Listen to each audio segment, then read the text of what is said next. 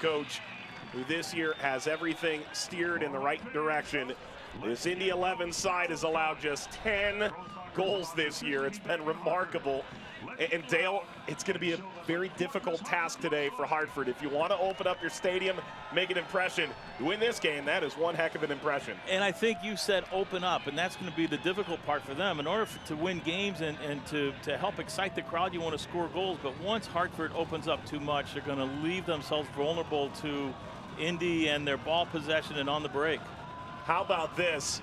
Rally towels out, and this stadium, which has not hosted professional soccer since the 70s, got one remarkable facelift. Hartford Athletic is finally home. Professional soccer in Hartford, in the Nutmeg State. It's been long overdue. It is a major sports market that for so long has not had a professional franchise to call its own. The United Soccer League Championship came calling last year. Jimmy Nielsen could feel it from the outset. He knew how special this could be. Dillon Stadium is open for business. Hartford Athletic, welcome home. Indy 11 playing the inaugural game at this newly renovated stadium. We're underway from Connecticut. It's got to be like starting the season all over again for the Athletic guys. They are, I'm sure, very excited. It's like starting over and getting a new breath on life. Martin Rennie mentioned it too. He expected Indy to run into a loud atmosphere, maybe not the biggest stadium, about 5,500. Obviously, Rentschler Field a wee bit bigger. As comes Indy pushing into the final third. And the cross, which was aimed for Dane Kelly, deflects out early corner for Indy 11. Be interesting to see how we get matched up, how Hartford lines up. We have Indy with good players in the air. I'm sure we'll see Patty Barrett get forward. I'm sure we'll see Wimet get forward. Obviously, Neville Hackshaw will get forward as well. Wimet, 50 and White, hasn't scored this year, but always an option for a Bank of America corner kick.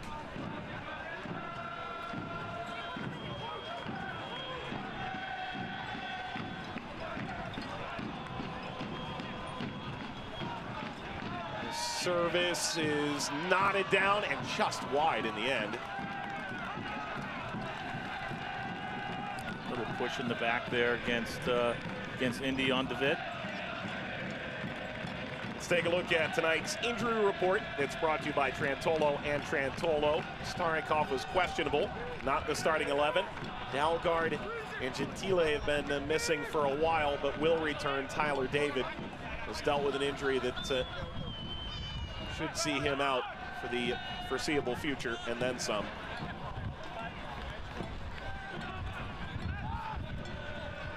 Bouncing toward Watson. He's a little more central than perhaps a Tyler Pasher would be, as this will run all the way back to Newton.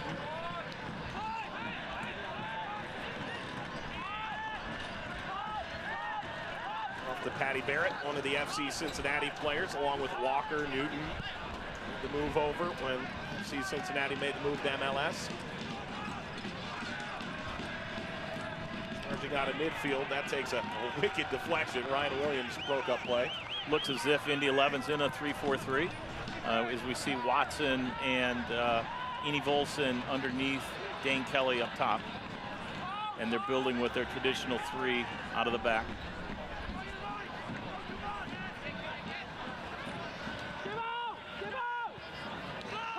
Dale, I talked to so many coaches around this league about venues they're tough to play at. I hear St. Louis mentioned a lot, not because it's cavernous and enormous, but because it's tight, constricting.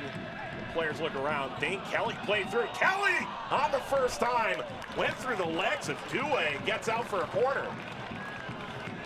That's what we spoke about in the pregame. Dane Kelly's ability to run right in behind. He's just powerful and explosive. Here we have a little combination. Ball gets played in. Dane Kelly gets in behind. Almost goes 5-hole on Due.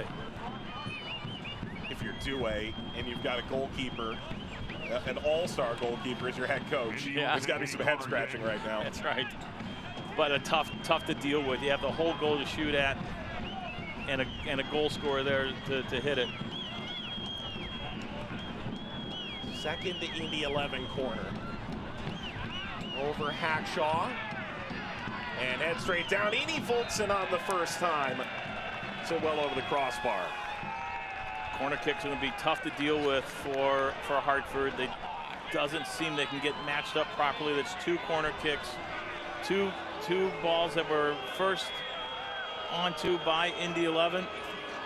There they have a second ball chance and a deflection out of bounds. Third corner kick in the first 5 minutes of the game.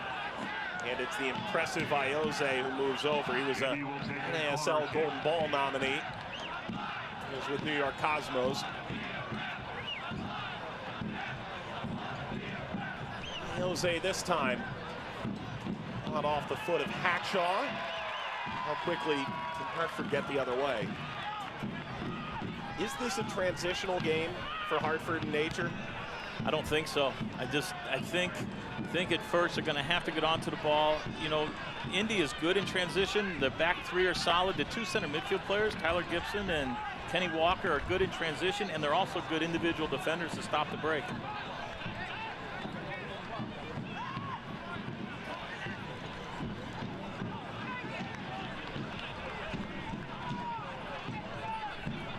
Watson charging forward, having deposited the ball. When I think about stadiums in USL Championship, I think of St. Louis. How the fans there make it so difficult to play in a stadium that isn't the biggest, but nobody wants to play there. And I think Hartford could have that here. It's very similar. I was thinking the same thing at kickoff, or waiting for kickoff. It sounded the same. Same chance. Yeah. Looks the same, similar jerseys. Ball for Kelly, steered out, fell to Macaulay King. Reminding you of a former gig. That's right, a former gig and a former sound. Similar colors too. Similar colors. Never played Indy 11. Jose backing around Gibson. King, his 11th appearance this year, former Leicester City youth. That ball chipped down by Kelly. Comes to Watson. Plays it wide. King stepping inside, slipping ahead. It's been an impressive start for Indy 11. Yeah, and you know, on the other side, this is what the game's going to look like for Hartford. They're going to have to be comfortable defending for a long period of time. Don't get rattled, stay organized, maintain your shape, communicate. And then when you win the ball, you're going to have to connect your first couple passes so you can get out of your half of the field. Well, they had, but Angulo has it stripped by Gibson. Another FC Cincinnati player that made the move, although he dealt with a fractured fibula last year. Good to see him back. He's such a good player. Just very insightful, simple, good for his teammates. Watson approaching, maybe looking for Indy Voltson at the top of the 18, it whizzing toward Kelly, and cleared another Indy 11 corner. This will be interesting to see Watson play without some of the defensive responsibilities that he's bridled with when he's playing as a wide midfield player deeper on the field. Now he's playing underneath Dane Kelly, and he's going to have the freedom in the front half. It'll be interesting to see what his experience lends him to try. God bless the tuba player over in that section. It's 87 degrees. I'm just proud that you knew it was a tuba. This effort off the forehead of Hackshaw and out. Goal kick coming for Hartford, and Hartford Athletic would like to extend a special thank you. Title partner Trinity Health of New England.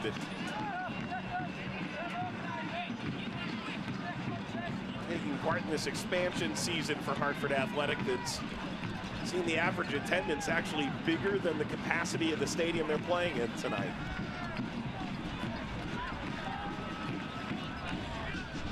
It's a great atmosphere, isn't it? Yeah. It's just a great atmosphere. It's great for the players to be able to play in this environment. Barrera, nice ball forward. Launched across toward Vucic. And that's Danny Barrera. That's what he does. He gets on the ball. He picks his head up. He can find spaces behind the back four. He's phenomenal. This cross toward Angulo, toward Vucic. And this ripped high by Ryan Williams. And that all comes from Barrera's incisive ball behind the back four that leads to possession in the throw-in in the front half of the field, and from it they get a chance. Williams hasn't scored yet this year, but to say he was beloved in Ottawa might be an understatement.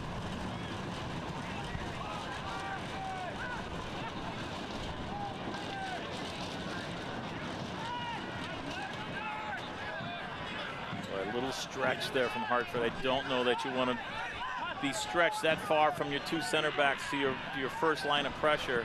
Indy will pick you apart. Throw coming for Harry Swartz.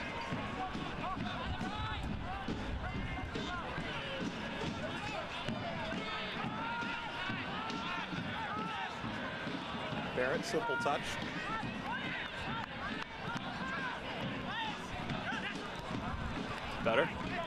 Better defending in midfield, more compact. Barrera faces up. Swarmed now. Angulo, Lee trotting around. Angulo serving right at Newton. You see Barrera slowing the guys down. Relax. Don't play so fast. You don't have to go forward so quickly. Let's get on the ball. So his experience is helpful. You saw him a lot in Sacramento. I'm sure he tortured a lot of teams, perhaps yours included. Yeah, you know what? We were fortunate to beat him 1-0. I don't want to tell you what the shot count was. Yeah. And yes, Barrera was very good. Headed back and right to Kelly. Jose had to switch gears.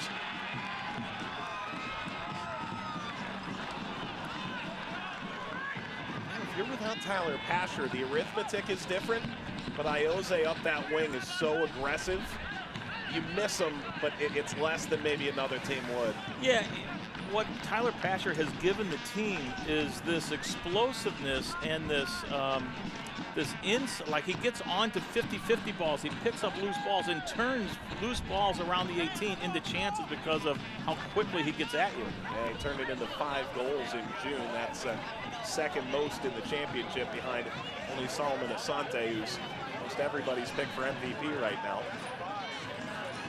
And here is Iose, the Spaniard, going to work. It's interesting you bring up Iose because I think Tyler Pasher was probably penciled in to play in that left back spot in a 5-back system. And I think Iose's, not his emergence because he was good a year ago as well, but I think they thought Tyler was going to take over that position. Iose's been good. Tyler stepped in up front, started scoring goals, and you couldn't take him out of the lineup. All of a sudden, you've got a wicked left side of the field. Yeah, exactly right. Martin Rennie there, middle of your screen. His second year, 44-year-old.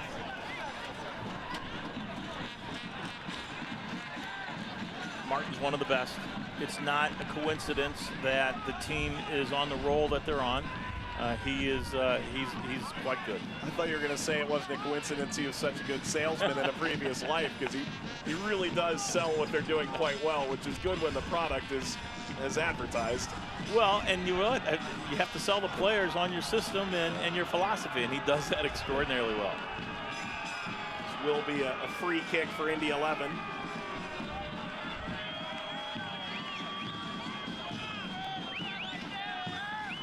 Your guy, Janchuk, is the referee for this affair. His name is without pronunciation guide, sadly, so if it is butchered, our sincere apologies.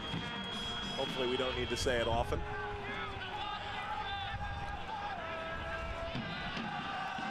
Hackshaw put it back in play. And it was critical in the back for Anhauser and Charleston the last 3 years. Barrett. Knocked away by DeVitt. Sprinting onto it. And Ryan Williams helps to steer that out of harm's way.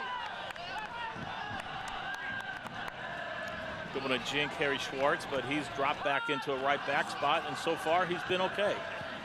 He's gotten after a little bit. He's been decent in his first pass. He's been okay in 1v1 defending situations, as now he finds himself in a 2v1, but sorts it out all right. Hackshaw a long, long way away from home. Has won a corner for Indy. I think that's the 5th corner kick of the half. And I'm sure we'll see. That's good math. Yeah, and I'm sure we'll see. They'll see Neville Hackshaw on the end of this, the target again. It is the 5th coming up for Indy. There have been 5 so far. Hartford 1. Hackshaw has been the target man. He's easy to identify from the air. Explosive player, explosive hair. Jose waiting his turn here. 8 assists last year. The numbers just a tick down so far.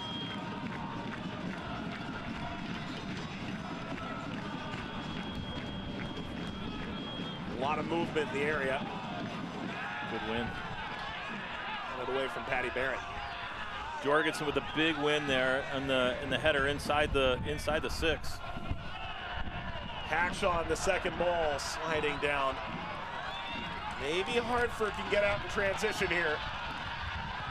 Vucic spins. Dixon running down the middle. First time he's touched the ball today. Through the legs of Lee. Angulo. You know, Angulo's playing wide in midfield. I like to see him tuck in a little bit more there in the position that's in between the 2 channels where he can do his most damage. Makes him a threat. Working off Lee here. Angulo can play wide, but his greatest success has often been as a lone 9. But with Vucic, I imagine you're just trying to get your 2 best players on the field. Yeah, you're trying to figure out how to put your best 11 on the field at one time, and you're trying to make up a system, and I don't mean that in a bad way, but you're trying to make a system work for the players that you have. And Vucic commits a foul. As the big number 9, wearing 12. Going back to Angulo, it can work. If he tucks in a little bit, Ray Lee likes to get forward as a left back, and it could be a good combination in the left channel.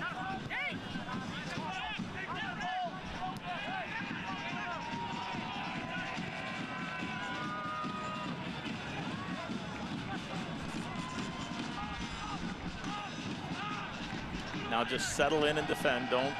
Don't get crazy, Hartford. Just stay organized and defend. King, good let. Watson tried to tuck it back in for him.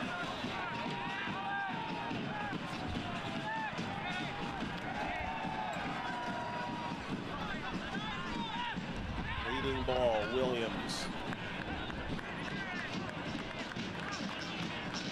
Yeah, I don't see that Hartford's going to be able to get out on the break much unless Alex Dixon is able to find the right moment and the right ball comes.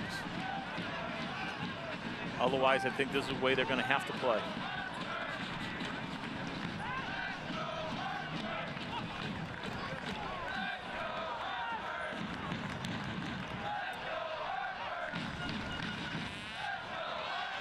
Jose tucked down. You know, one thing we can watch for as the game goes on, if Hartford is going to be in possession in the front half of the field and they're going to be able to knock 6, 8, 10 balls together in the front half, then they should have numbers to repress when they lose it. They weren't really committed there, and they end up committing a foul. You know, when you have that many numbers in the front half, when you give it away, you should be able to get pressure on it and prevent the ball from going forward. How much of that is perhaps the 90-degree weather, the explosiveness of Indy on the counter? How much as a coach does that play into how much you're willing to repress once you do lose it that high?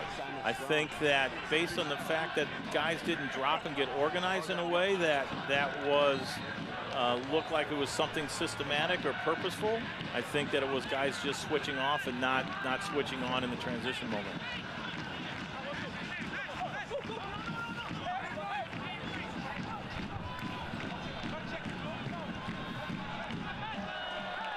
Kelly, that's won by Sem DeVitt.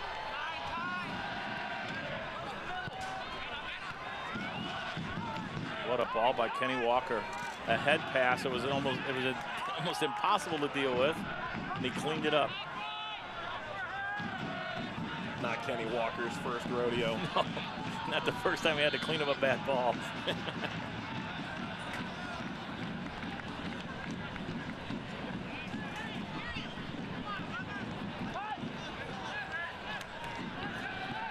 th minute here. Scoreless affair in Hartford. Vance Hartford Athletics next home match, Saturday, July the 20th, 5 p.m. kickoff again. Single game tickets start at just $16. Get your tickets today, hartfordathletic.com. Call the Hartford Athletic ticket office or email tickets@hartfordathletic.com for more information.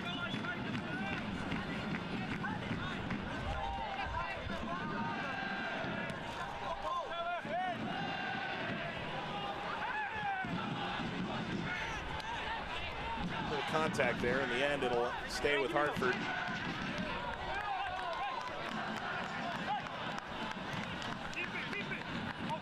Going to have to be courageous enough to play balls into Barrera's feet when he finds little gaps, because he can be the guy like this that can turn and play forward when other guys aren't brave enough to do it.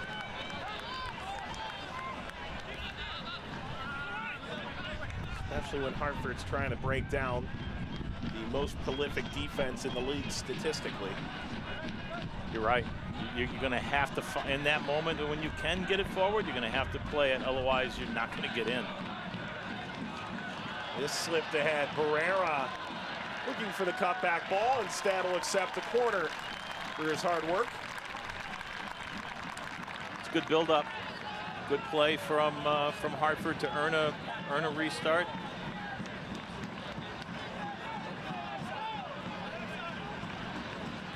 Got two guys that can hit good restarts now. Jorgensen can hit good restarts. Barrera can hit a good restart. A couple of options now for anything around the 18 or corner kicks.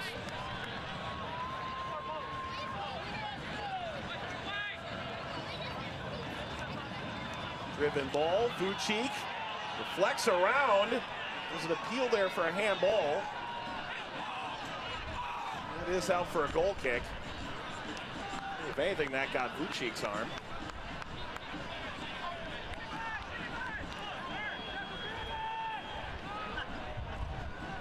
I say this endearingly, and Indy 11 fans certainly understand. Vucic played 22 games, 2015 and 2016 campaigns with Indy 11 here in the NASL. He's a bit of a bull in a china shop. And that's what makes him good. Yeah. Because he doesn't try to be something different than what he is. He doesn't want to play like Angulo, or he doesn't want to play like Alex Dixon. He wants to be a guy in the 18 that scores goals. Do you want to play 90 minutes against Vucic right now? That's a great point. He punishes you.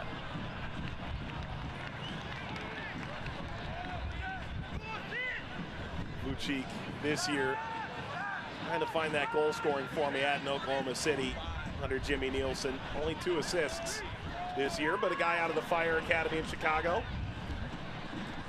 And you'd have to say, with what we've seen from Barrera so far, he will help provide some opportunity. And a lot of times it's not just the service, but it's the ball before the service that helps create the moment of goal. And Vucic will benefit from that. Good target play from Vucic. When he was at his best in Oklahoma City, it's that ball from central midfield pinged out to a Dalgard or a Dixon and swung back across. That's right. It's a Barrera here. It's an easy win. Oh, he's going to smack it. Jorgensen does have a howitzer, doesn't he? There's a little bit of lack of width. Ray's going to have to give more width, and Angulo can tuck in. Otherwise, the field's too narrow, and you're not going to penetrate. There we go.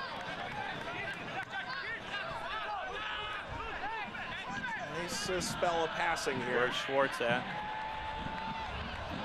Got away a bit from Dixon, and allows Iose to creep in.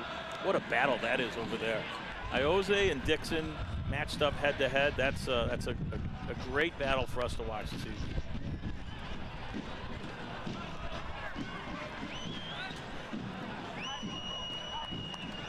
Dixon is down after that 50-50 challenge.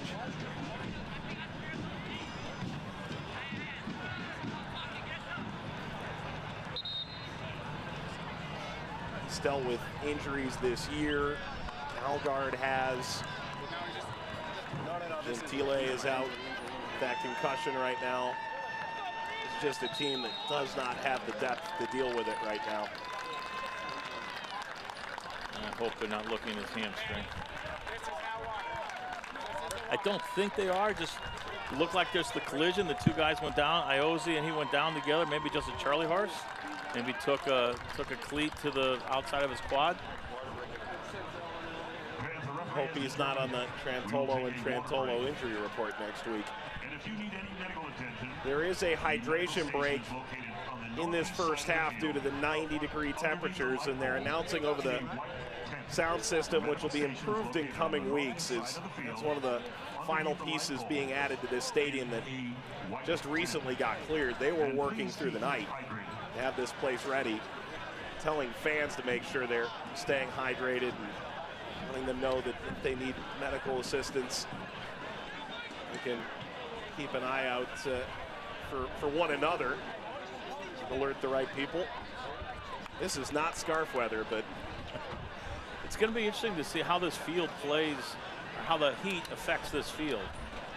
We'll start to see some guys later on, if you start seeing them shuffling their feet and walking on their toes and trying to cool their feet off, maybe squirting water on them, then the turf is holding the heat. I've seen guys actually, the bottom of their shoes numb. Yeah.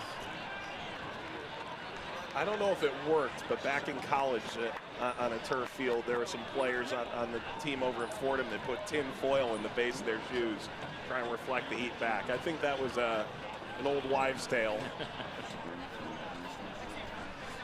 And obviously, you think Portland has dealt with some overheating of the turf issues with their NWSL team having to move games later in the day, and you just want the players to be safe more than anything. And they certainly did water the field down, as one would anticipate in the lead up to the game. You can imagine what it's like to play a game on turf with blisters that were caused from the heat. It's next to impossible to do. So you find now there's a cream out that you can rub on the bottom of your feet that helps the friction, so you don't overheat, or your feet don't overheat. We get back to the game. You know, Indy, I thought, started pretty direct, had a couple of dangerous moments in the first 10 minutes, a couple good restart opportunities. But since then, the game has settled back down into more of a pull and tug, push and pull sort of game. Hartford, I think, has gotten through the excitement of playing in a new stadium, and now it's turning into a decent affair. Dixon has returned. 11 in green, making his way back into position.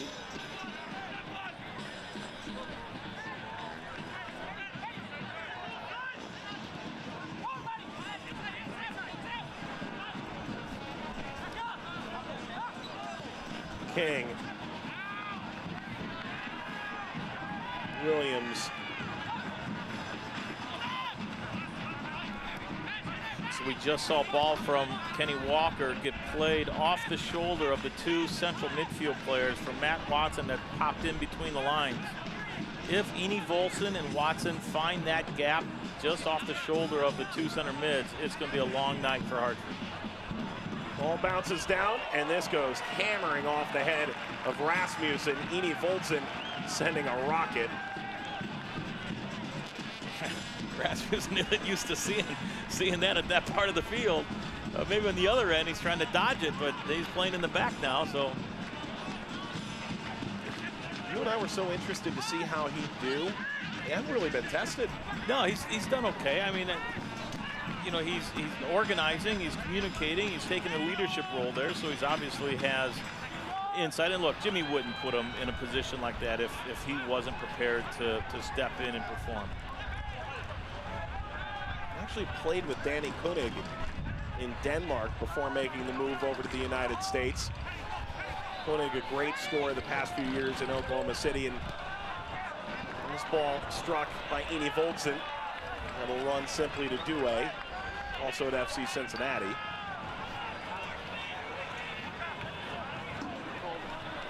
Dewey holding on to that Select ball that Indy Volson had just tattooed. Select, the official ball supplier, the USL Championship and many of the finest leagues in the world since 1947. Select has been the leader in soccer ball quality and innovation.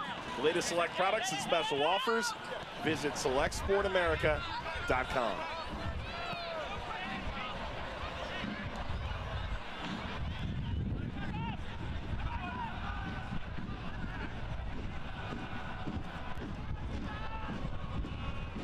Hartford, bottom of the East. A win here could do them a world of good.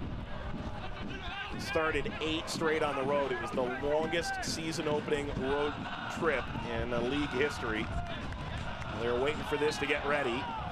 It's finally here. They played a handful of games at UConn's Rentschler Field in the lead-up. What a very difficult challenge that was. You know, to play on the road, 8 games on the road, is one thing. To play 8 games on the road as an expansion franchise adds a whole nother level of complexity and difficulty to the equation. It's they got through it. They're still reeling from it a little bit, but you know, they've shown some signs of turning the corner. Had a good result against St. Louis. Had a very good game against Nashville, and you know, I think things are starting to turn. And so far in this game, you can absolutely see that there's been improvement in the team. It felt like the turned corner was right around the Bethlehem game.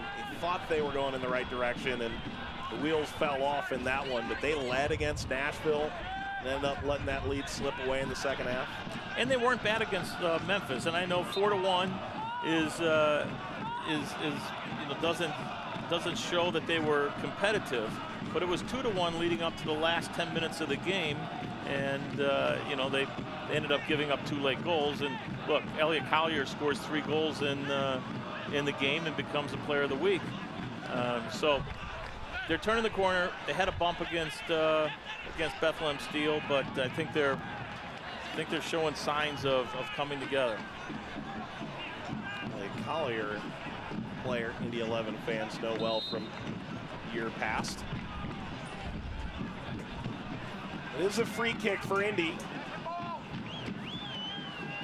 As the opening 15 minutes, they looked like they were by far the aggressor, but it slowed a bit.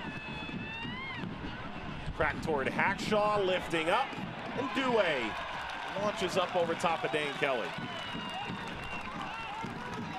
Hackshaw, just keep finding them, huh? Just keep looking for him every restart. As you said, it's easy to pick him out, but he does a good job of getting on the end of the first ball. Dale, what do you do? I mean, you had Nikolai Linga, who's 6'6". He has left the club. There's a new center back that just came in. We should see Alex Davey later in the game if things progress in that direction. That's the expectation for Jimmy Nielsen, but how do you stop a guy like that? Yeah, and it's just that, you know, he's athletic, but he's physically strong, and he has an attitude to go get it. He's just, you know, it's part of it's service, which they have guys who can serve a ball. Lee is looking to serve. Look at Angulo coming into the picture and firing the cross, handled by Newton. Angulo will have words for Ray Lee when they run back. He will say, give me a better ball next time. He's experienced enough. He's had enough years in the league. He can say those things to younger players. Former Golden Boot winner in Pittsburgh. That was the year before I came into the league. He was tremendous, outstanding goal scorer. He was poaching everything he had, every chance he had, he was putting away. Indy Volson off to the corner. Trying to play horseshoes with the flag, came up a bit short. Hartford Athletic would like to recognize Hartford and all its founding partners for the 2019 season. Continued appreciation. Hartford Athletic organization. Fans and those in the community, businesses and otherwise that have put together such a phenomenal first year off the field. That they're trying to match with their on-field production as they've moved along.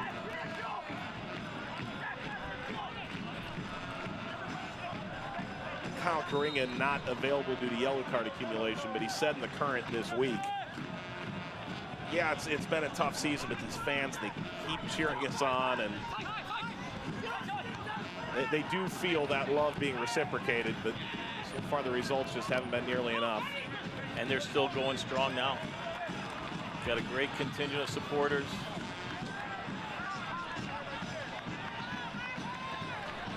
For Williams.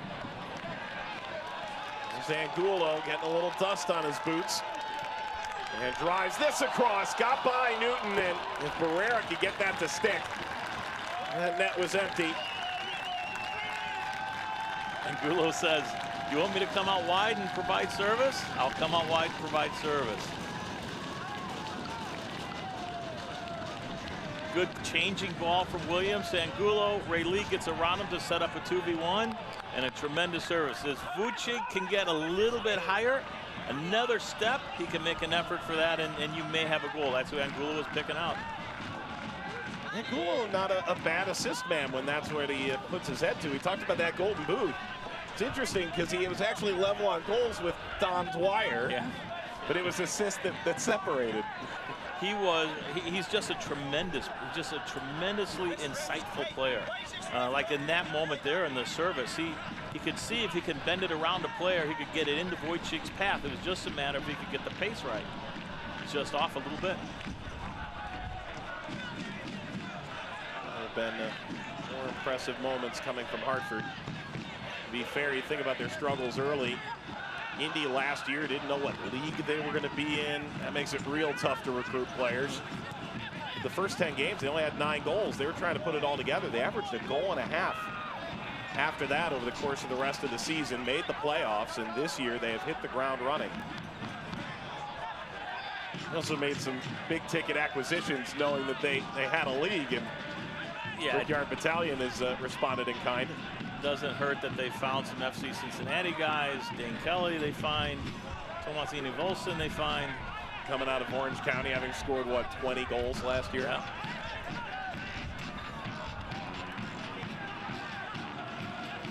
And that last sequence from Indy got thwarted by center back play.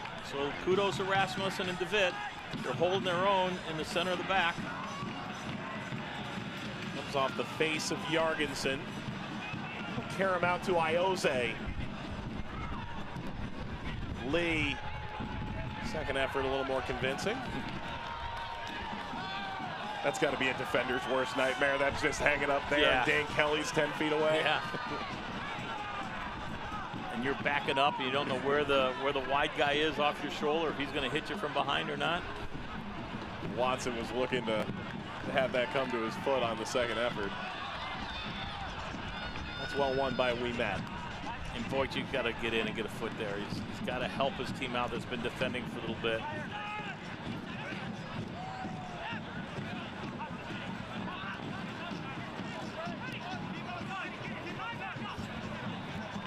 King. They're starting to push the midfield back against Hartford.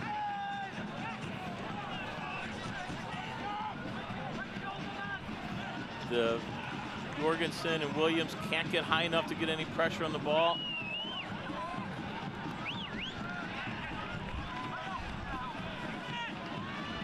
There's the moment from Vucic. He wins a foul out of that. Yeah. And it's not the most physical effort by Tyler Gibson, but enough of an acting job from Vucic to seal the deal. But the most impressive was that he got across, got a hold of the ball for you, and that's what he has to do. You know, for him, the game is twofold. It's score goals in the 18, and it's hold up the ball when you can to allow players to come forward with you. If he can do both of those things, then he's going to continue to get minutes from Coach Nielsen.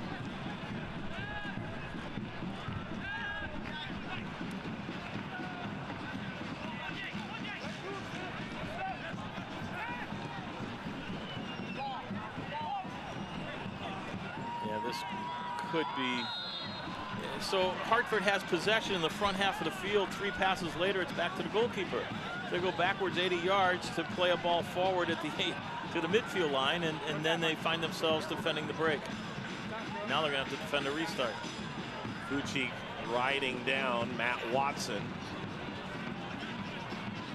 which more or less, if you're Vucic, that's about all you can do in that moment. For sure, for sure.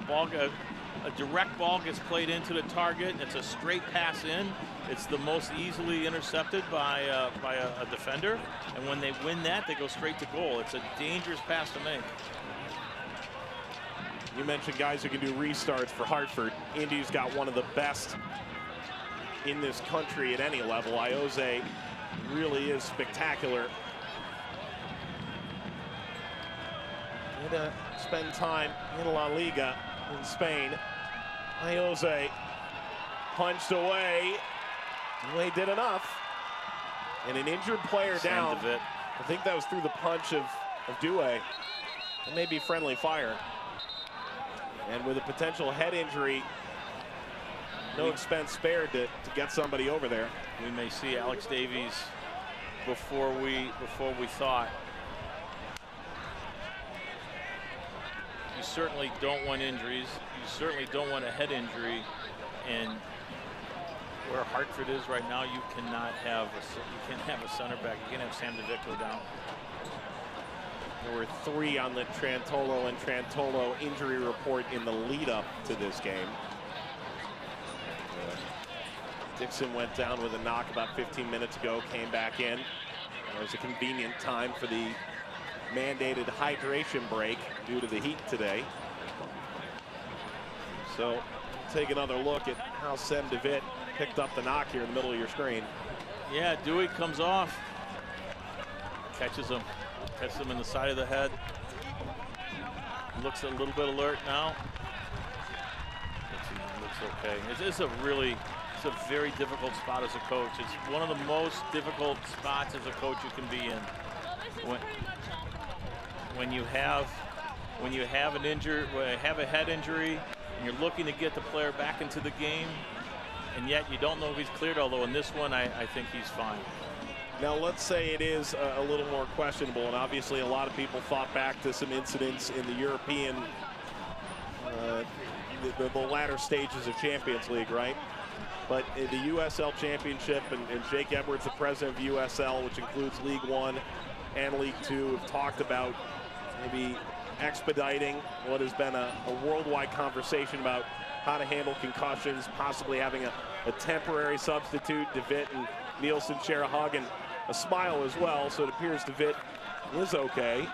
But what do you make of the idea of a potential temporary substitute? Because theoretically, if he does have a concussion, some of those symptoms won't come out until theoretically 5 minutes into halftime.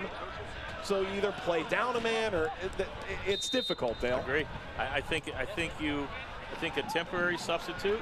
I think you put a time limit on it, and then after a certain time period, and I'm not talking about a minute or two, and then you have to figure out, are you going to sub? Are you going to play a man down? You know, where are you with the whole substitution thing?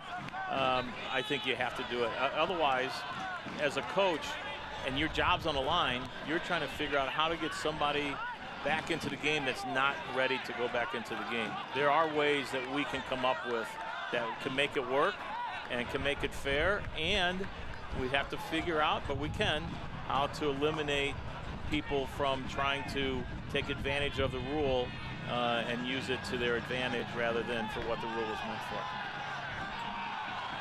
Well, the frustration bubbling over a bit there. Tumbling down Barrera. Kept by King. I think maybe the most interesting part to me is the natural concern that you could try and game the system in some way. A 15-minute breather is something I think a lot of players wouldn't mind necessarily if you could bring a set of fresh legs on. I'd like to think, sportsmanship-wise, no one would ever do that. Attack on here. Gibson lays it off, and this effort right at goal. And that ball came, the ball's coming through the gut there as they're able to play through the center of the park. Play in front of the two center backs to get your chance off. Fans, you can follow Indy 11, Hartford Athletic, and the rest of the USL Championship all season long on ESPN+. Attack on here, and it rolls right into Newton. But the USL, League One, Championship, MLS, UFC, and more is all there. Over 2 million fans already discovered it. ESPNplus.com. Successfully taken away, but Williams trying to deal with Dane Kelly. That's a bit of a bear. But Dane Kelly's been fairly quiet. You know, he had the moment early. Walker won it. Gibson, Indy Voltson trying to allow it through. If that had more pace, Kelly was lurking in the shadows. Tyler Gibson on one of his rare forays forward. Gets in, penetrates, tries to get a service in, and you're correct. If he smacks the ball across, then we do get the dummy run. Here comes Tyler forward. If he hits it in, then it gets across to Dane. Dinks it in, not a whole lot that Indy Voltson can deal with. Indy Voltson scores today for Hartford. Nielsen must be looking around. I thought I had every Dane in the league. This guy? Come on. This is a foul. Parkinson goes down. And a free kick for Hartford. Dangerous spot at the start of 4 minutes of stoppage time, which was certainly added to by the hydration break. This will be Jorgensen hitting it. He will line it up, and he will hit it, and he will try to knuckle it so the ball drops over the wall and underneath the bar. Now, he may put it in the next county, or he may score.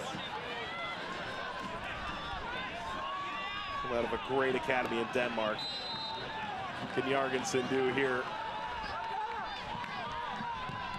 Jorgensen, that deflected and root off the wall and did dip right into Newton. He can hit the ball. If it clears the wall, it's it really puts Indy in a bad spot. He may have finished it. I'm sure there were flashbacks to last, 2 weeks ago, really. Indy coming off a bye week. And Angulo catching Macaulay King.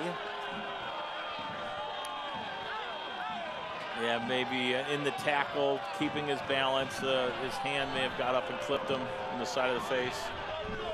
It's hard, that the hand-to-face card. There's so many moments where you're catching your balance and you get your hands up. It's hard to maintain your balance. And here's the situation: tackle, hand up, gets him in the face. I think you can talk to him, but I don't think you can guard him. You more or less got that discussion right on the head.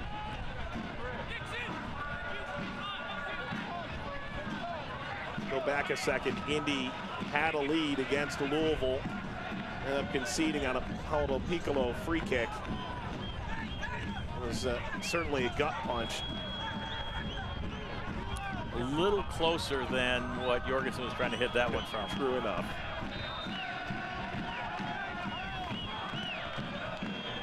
Jose, header is up and over. The Patty Barricott on the end of that one. He's a battler. Good service, though. It freezes the goalkeeper. The goalkeeper thinks he can come get it, or he needs to stay on his line. It puts him in two minds.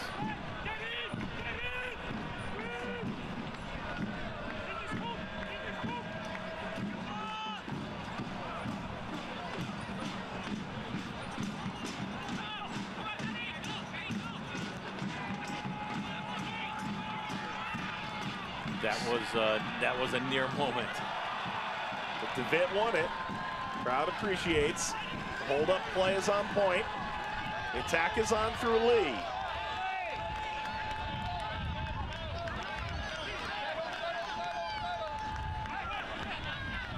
Guerra's starting to find himself deeper on the field to get the ball. He will not go a game or moments without getting onto the ball. Really a matter of where's he going to be the most useful. Jorgensen trying to play in one. There's no reason for him to play in one touch. It's a matter of seeing the half out at this point. You don't want to give a ball away. Throw coming.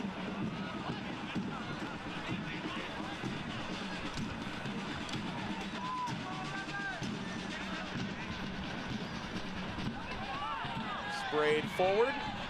Great ball from Rasmussen. A little bit of skill from Barrera to take that over his shoulder. I first saw Danny Barrera in a Cash League game in Los Angeles.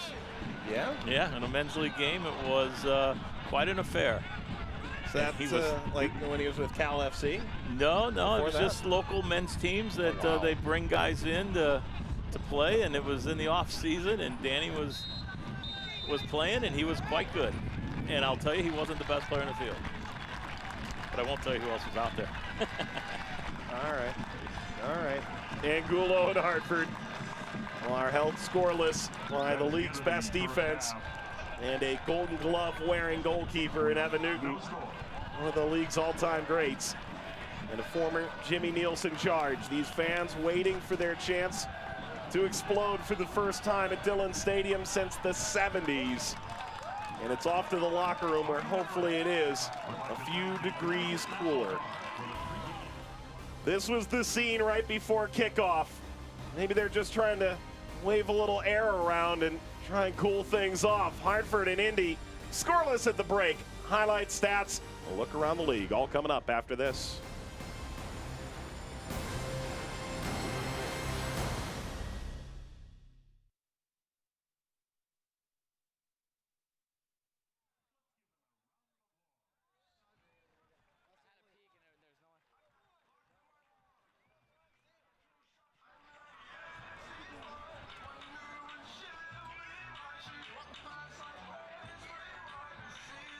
Remember, if you need medical attention, there is a medical station located on the northeast side of the field, underneath the light pole, in the white tent.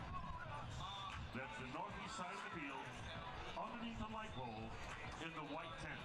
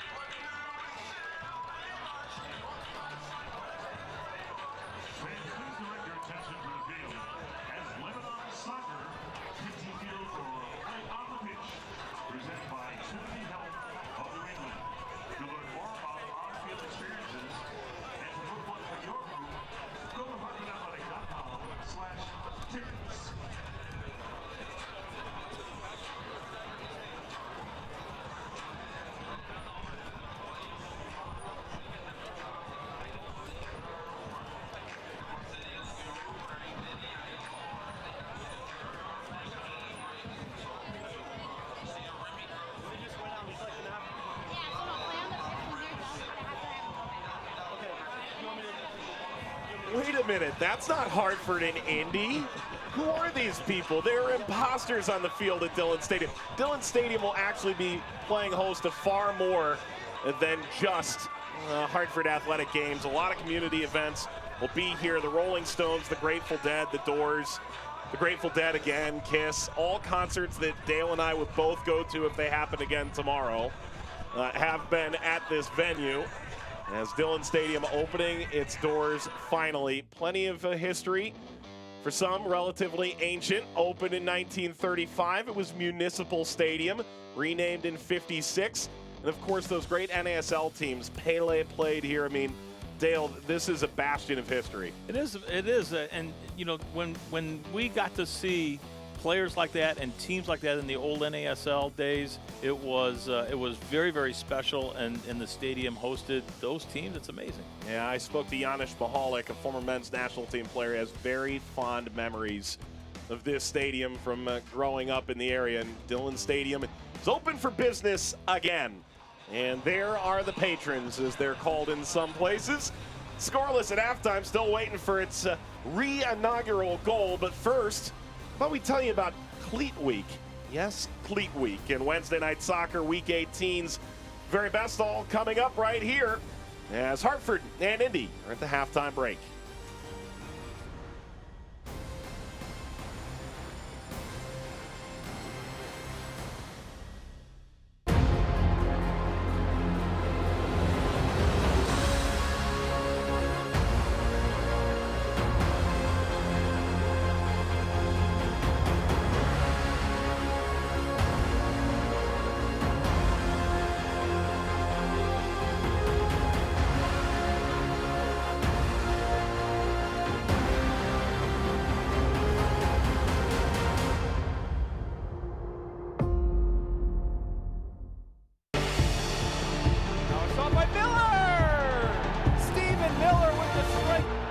This will cut in. Here's a terrific effort. Blasted back in, and it's a goal for North Carolina FC. What a rip from Connor Presley as Ben Spees lets one fly and drills it. Slides out, the way in.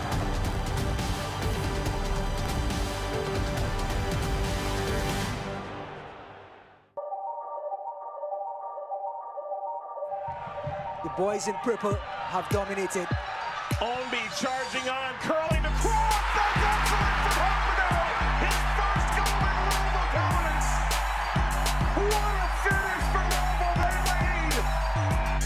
Cicerone again hitting the cross with pace. Greg! And there's one. The response from Kyle Greg. Russell Cicerone with tremendous service in the second half. Not statistically kept unless you're keeping a track on mileage. Does a lot off the ball to draw space for his teammates. Collier weaving his way through. Elliot Collier for the hat trick. There it is! Elliot Collier. It's a great opportunity again here for the Hounds. He goes for goal. What a goal! Right to party on the 4th of July. What a wonderful. And when the emotion starts to flow, everyone starts to settle in. Then you can push forward and press the goal. Rios off the post and in. What a missile that is. Goal number 11 of the year, and Rios with a phenomenal finish. Jamison can give it a go from there if he wants. Jamison is it back to Billy Forbes. Billy, right foot. Billy puts it in the back of the net.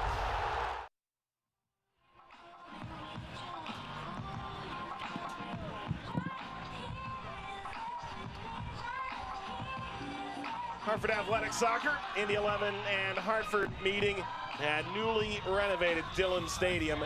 Alongside Dale Schilling, Mike Watts, and hey, freshly renovated. Freshly renovated for fresh classics. Let's take a look at some news and notes from around the championship. Solomon Asante is lighting up the world right now as he is the June Player of the Month. You've been around good Open Cup runs, St. Louis and New Mexico. There's nothing to be disappointed about with the grand scheme of it, right? No, in the grand scheme of it, that's great. Fans, supporters making the trips. The story of the supporters group heading up from New Mexico to Minnesota was an incredible story, and St. Louis did the same down in Atlanta. Over 200 fans arriving for St. Louis and New Mexico at respective venues. Minnesota and Miguel Ibarra getting his first goal at Allianz Field. And Atlanta United simply too much. And the Canadian crown is still in Ottawa's future, perhaps, as they knock off Halifax. Let's take a look at the standings around the USL Championships Eastern Conference. The Rowdies in first place. Indy can't grab them now, but with games in hand, you better bet they're going after the top spot. Yeah, I'm looking at Indy 11. I'm looking at North Carolina. I saw North Carolina play a couple weeks ago, and they keep getting better. And we'll start to see them moving up the ladder. And we've seen Ottawa make a big jump. And we've seen Pittsburgh all of a sudden become a goal-scoring machine. So if you have Bob Lilly throwing shutouts and you have Canardo Forbes leading the team with 3 and 4 goals in a night, you've got a recipe for disaster. Yeah, that's right. Watch out for the Riverhounds as we take a look at scores from around the Eastern Conference. Halftime, Atlanta United 2 is struggling a bit with the Roman numeral side, New York Red Bulls 2. How about what Mike Jeffries has done in Charlotte, retaking the helm there? St. Louis might be a little distracted. Yeah, that's going to be a tough game, and Mike's done a great job. It's really good to see him back on the sideline. They haven't lost a game since he's been back, and this is a huge game as it is for the final spot in the East. And Indy will be taking on Loudoun next week. For Hartford, they'll take on Swope Park next week. Neither of them are in action tonight. So, stadium is nearly packed capacity. Jerseys of many ilk. You see a Manchester City jersey there. Hartford and Indy scoreless at the break. We'll show you highlights from the first half when we return after these messages. Join Trentolo and Trentolo for the NBA Benefit Ride in Concert on Sunday, July 14. The motorcycle ride and concert are headed to Sun Valley Resort in Stafford Springs, where Bret Michaels and Grand Funk Railroad will take the stage. For more information and to purchase tickets, visit MDARideCT.com. The MDA Benefit Ride and Concert on Sunday, July 14th. Let's ride, rock, and make a difference. Where some see a barber, I see a magician. I see Hugo, of Hair by Hugo. Wizard of whiskers. Sorcerer of scissors. Houdini of hair. Hugo is a small business owner. Me, I'm the Hartford Buck, and I see nothing small in small business. The Hartford Small Business Insurance. The Buck's got your back.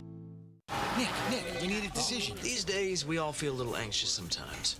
But if you could see inside my mind, you'd find I go to my happy place. See, if we let tensions run the show up here, then our bodies won't perform at their best out here. Wait, are we going to the sound check? Priorities. So I'm partnering with Cigna to remind you that how you're doing emotionally affects you physically. Go for your annual checkup and be open with your doctor about anything you're feeling, physically and emotionally. Body and mind. Cigna, together all the way.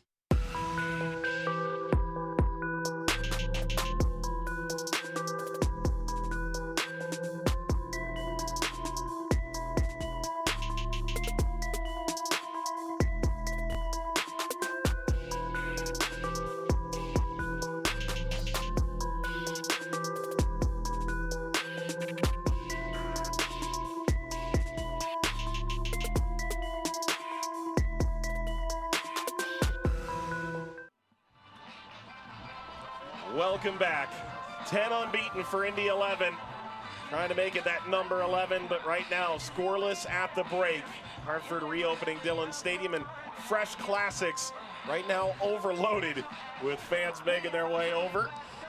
And there's a pretty decent pizza over there, and I see some mac and cheese with Dale Schilling, Mike Watts. We'll get to that later. Here are your first half highlights. A lot of chances for Walker and Iose to swing in service in that first half.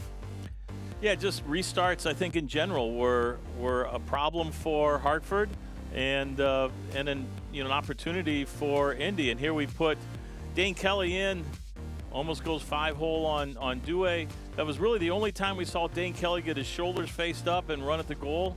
Rasmussen tracks well and did a good job defensively. But Hartford was good on the ball. I mean, I thought they played out of the back well. They made good decisions not to give the ball away. I thought Barrera was very influential with that. And here we have Williams just putting one over top of the bar after Wojciech got a hold of the ball and laid it off. You see a big man there, yep, get a hold of it, lays it off, and good opportunity for Williams. So still scoreless. This about 30 minutes into the half, lifted up by Hackshaw, handled by Dewey. It just Hackshaw's the target every time, but good defending, good matchup from Hartford. And here's Angulo trying to get on the end of a ball played in from Ray. Maybe a little bit too hard for Angulo's liking, but Angulo's been decent, had a couple good services, had an early service that he played in. I think this is the one here where it gets switched out from Williams, clips the ball in, and Wojciech just can't get in deep enough for the service. But that was a dangerous moment. Wojciech was free when Met lost him, and a ball that's dropped down a little bit softer is a real goal-scoring opportunity. Here are your first half stats. Any of this really surprise you? No, I think, and this is the way the game's going to look. 60-40 is about where possession is going to end up. As long as Hartford is okay with defending and patient with how they keep their shape on the defending side, they're going to make it difficult for Indy to get in.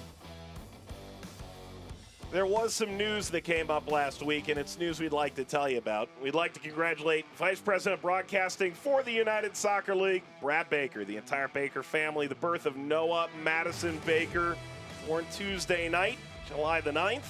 Mom and Noah doing great.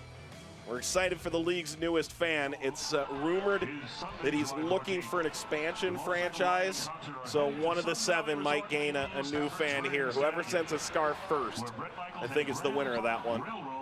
Will take the stage. To purchase tickets, visit MDA. Everybody ready for the second half. Fans making their way back Sunday, July 14th, from the concession stand. Ride, rock, and make a difference.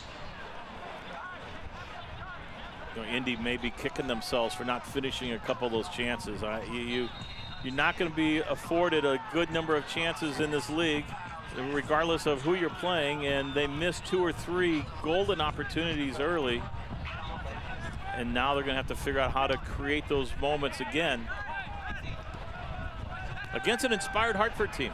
They seem motivated. They've been organized.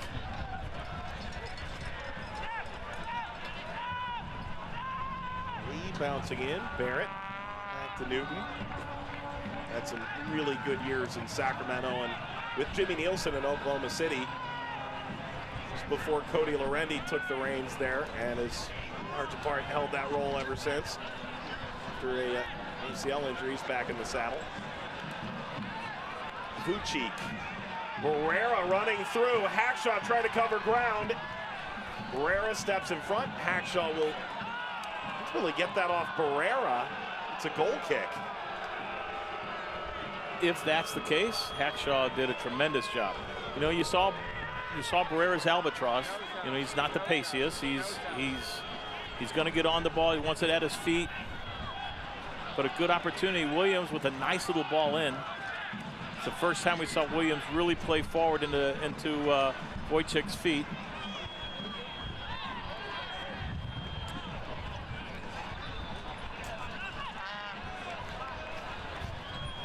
Bit of a knock picked up here. To see where that went down for Dane Kelly. Well, maybe not so much. 71 goals in his career in the USL's regular season. Number 17 will attempt to walk this off. Well, that's one way to prevent Dane from running past you, is not to allow him to turn, to get up against him and get him before he gets ahead of steam.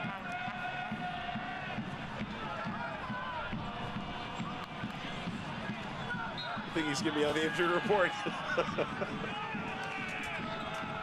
In the 3rd minute of this second half. You mentioned the inability to seal a few chances for Indy in that first half. I think they felt they really could have put Louisville to the sword early in their last game 2 weeks ago and not allowed a single free kick moment to change the number of points they took out of that game. Martin Rennie said to the local paper this week, I give our season an A, but our finishing could be a little better in the final third as Kelly trots onto this. As the games get more testy, they're going to have to put those chances away. This game should not be in the balance right now. They've allowed Hartford to feel confident, to feel good about where they're at, to go into a locker room with a certain spirit, and it's because they didn't finish a chance or two early. But credit to Hartford for grabbing the game by the neck then and getting better and growing into the game as it progressed. It is funny, you were asking Jimmy Nielsen this week, hey, I thought you guys played pretty well in one of these recent games and you felt the team lost confidence. Why? And you really have an answer for that. Well, right now, probably pretty emboldened that you've dodged a few bullets. Yeah, for sure. That was the Nashville game. Nashville, they were up 2-1 at one point in the second half and gave up 2 goals later in the half. Not late in the half, but later in the half to drop 3-2. And Jimmy felt like the guys took it in the gut and that their performances against Bethlehem Steel and Memphis were a reaction, a response to the Nashville result. I thought they played well. And they're, after the first 10 or 15 minutes of this game, I think the last 30, Hartford's done very well. I think Indy's been a little bit better, but they've done. Hartford has played very well. It's Jimmy.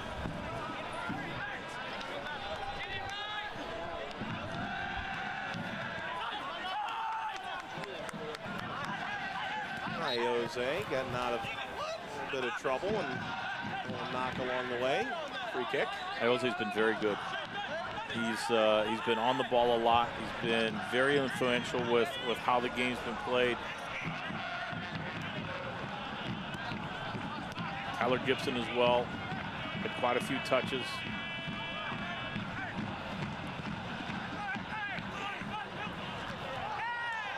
again in the middle of it. Reeves saying that's a clean play off the shoulder. And lined up, caught by Due. 5 minutes into the second half. Scoreless affair. Indy second in the East. Have games in hand to catch Tampa Bay, who had that phenomenal unbeaten start. Right now it's 10 unbeaten for Indy. They haven't lost at home since the 4th of July last year to Ottawa. And I asked you before the game, Dale, if you thought they were maybe the best team in the league right now as constituted. That's not too short what Neil Collins has done in Tampa Bay, the takeaway from the twice reigning league champion Louisville City, or you go down the list. But this team looks like if they're hitting on all cylinders, even Nashville, they could compete with anybody in the East. Agree, but why aren't they ahead right now? You know, they haven't scored yet. They've had their moments to score. Should they be opening the game up even more? A team that's moved a center midfield player to the center of the back. They moved Schwartz to the outside back position. So, you know, I think there's probably something a little bit more dynamic. There's probably a little bit more that has to happen with Indy before I'm ready to jump on and say, yeah, they're the group. I think there's 3 or 4 teams right now in the East that are all going to be fighting for it. 3 of them I think we've talked about, and I think North Carolina's coming along. Yeah. Really on it. It wasn't bad. It just wasn't all that insightful necessarily from NCFC, but Dave Sarakin's got that group rudder headed in the right direction, no doubt. Yeah, just very composed, very Dave Sarakin-like. Yeah. Very composed, very insightful, super organized, extremely efficient. Center forwards, very dangerous. They got 3 different center forwards now that are all good center forwards, and he doesn't feel like he has to play them all at the same time. He figures out which ones are best for which games. Waiting for Eni Volson to come on and do something here to threaten goal or to set up. He's been pretty quiet, and I know that he can be quiet and then come up and pull one out, but he hasn't. Here's Schwartz with hard work. Excellent, looking for Barrera. Oh, that got a little risque. Eddie Barrett not taking any chances there. It's wasn't quite panicked, but it certainly wasn't composed. Looked at the sunk cost and said, eh. Yeah, exactly right. Said it's not worth the risk, which is fine. Lee leading Angulo. Comes off the heel of King. Angulo forgot to talk to him last time. needs to get the Ray Lee's going to slow the ball down a little bit. Angulo's not 22. Barrera, and this ball struck over the crossbar, and Hartford a couple of minutes here. We spoke about it, and I don't want to belabor the point, but Indy let him off the hook a little early, and now Hartford's starting to grow into it. Barrera, and he gets the ball in certain positions, can make some decisions that create chances for you. Hartford's gaining in confidence, but it's now when they have to watch themselves. When they think they can press and they can push their numbers higher, that's when Dane Kelly and company can be so dangerous.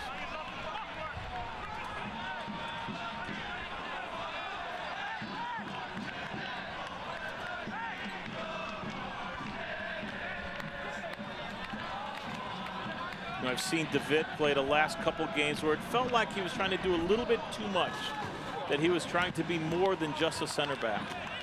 Today it feels like that he is defending first. He's not getting involved by getting too high up the field. He's not trying to take risks by dribbling out of the back in precarious situations. It's been more solid.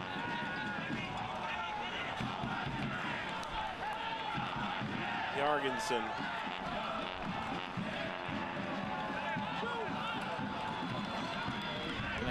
Have to threaten how they're going to get behind, or they're going to have to get around the ends and get service. There it is. Well, there's a little frustration there. I'm not sure that you can blow your whistle on that. DeVitt steps in, prevents the counter by Kelly. Ball's got to be overhit from Yves Olsen. When you have Dane Kelly on your front line, you don't want the through ball to get cut out because it's short. You'd rather watch Dane run at it and try to save it from the end line.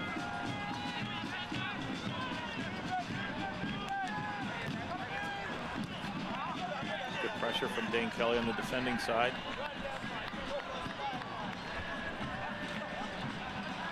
Rasmussen, as expected, has been very good in distribution from the center back spot. Hasn't given a ball away, been very safe, and played a couple balls in behind the back four for Indy.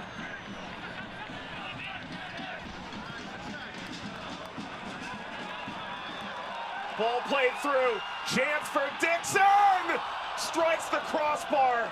Tap 2 to select logo right onto it. That could have been the first goal in 4 decades. Dillon Stadium. Another effort is wide of the post. And Athletic have come totally alive in the last 5 minutes. The crowd adores it. And all the energy is in Hartford right now. The midfield playing through. Danny Barrera putting Alex Dixon in after a 1-2. Off the bar at the near post. Great run from Dixon, an unbelievable ball from Danny Barrera, but after a great little 1-2 that we played back up with Wojciech and back into Barrera, that's a really good combination. They're looking to get together a little bit more, it's starting to create a little understanding.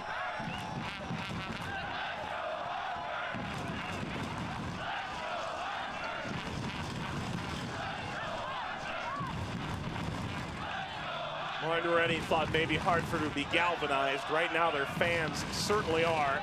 Ball for Kelly.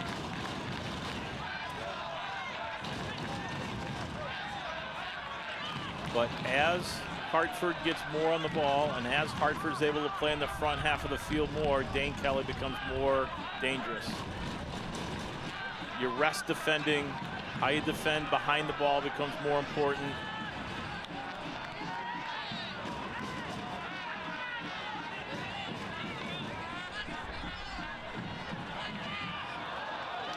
Laid forward, and Lee handles that. Due kicks it away, and there's time now to vote for your Cigna Man of the Match on Twitter. You're using the hashtag CignaMOTM. Is this the moment? Jose Angulo!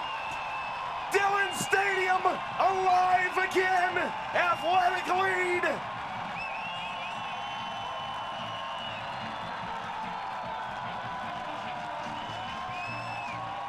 Your man of the match, your moment of the match, Dillon Stadium rocking again. You could see it coming.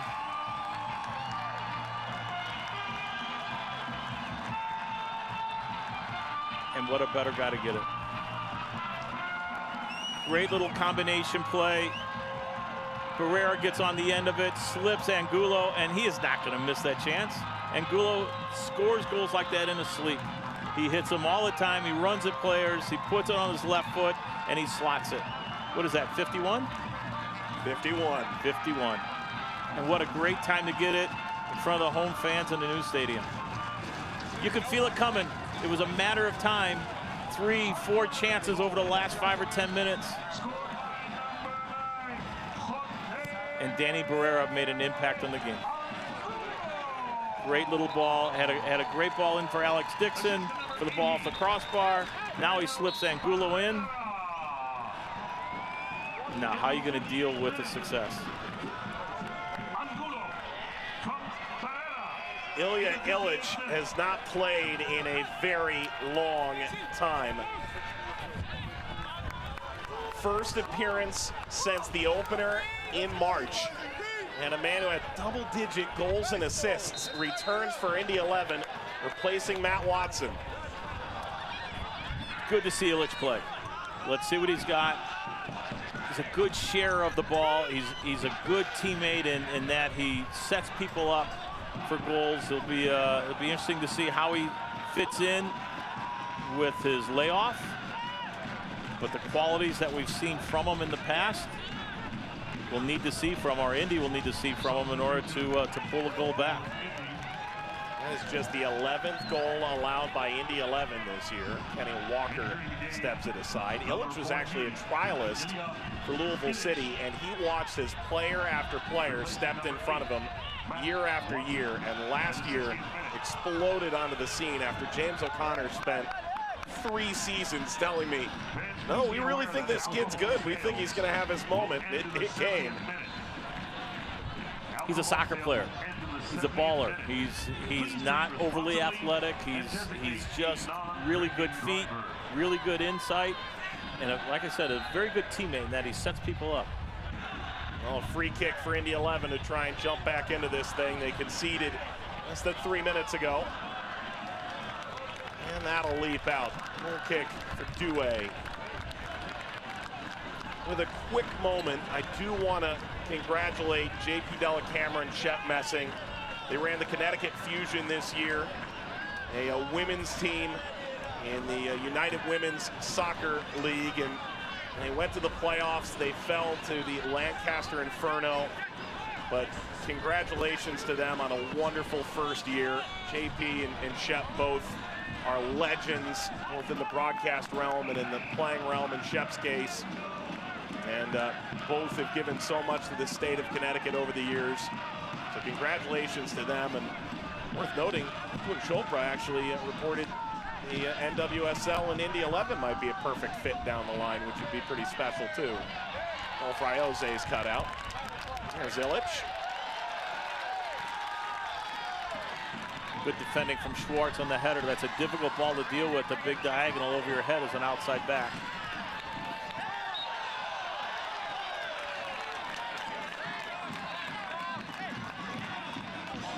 If you're Indy 11, are these your fears realized? You got Hartford on maybe the most difficult day of the calendar year. And you missed a few chances, and it felt pretty easy at that point. You know, 10, 15 minutes in, it felt like that you were cruising. You could create chances whenever you wanted. Lee lifted away.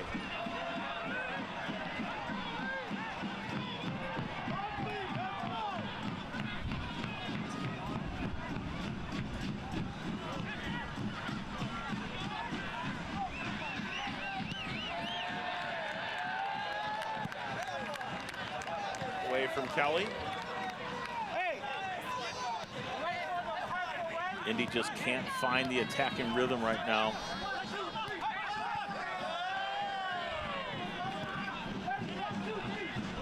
They haven't gotten in behind for a while. I would say since the 10th or 15th minute.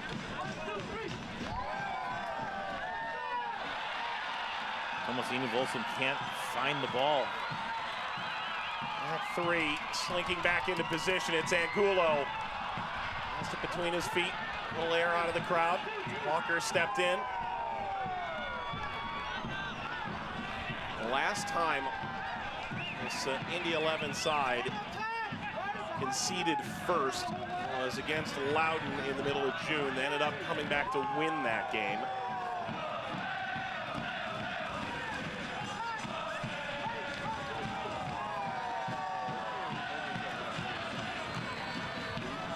Not a team that plays from behind much, and that's a testament to what they've done this year. It's a real concern. This is hammered off target.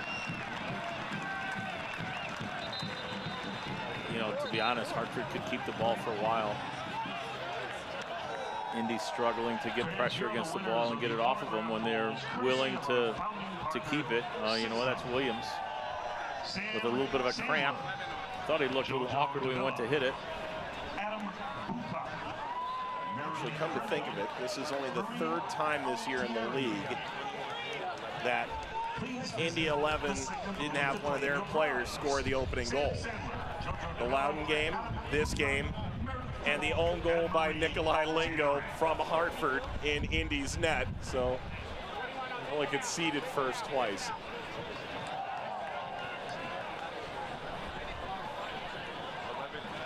Nikki Downs waiting to come on.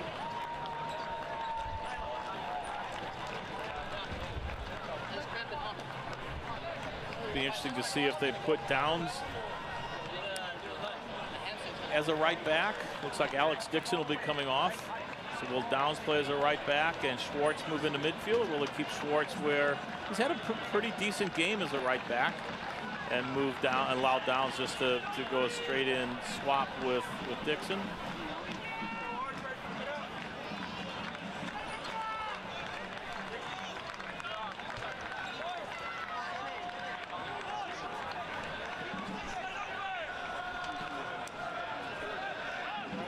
Enough for Dixon. He picked up that knock 25 minutes into the game. Didn't look like it really affected him along the way, but he's going to be sore tomorrow. He'll be sore tomorrow. He'd like to have the one chance back that he hit the bar. He struck it well.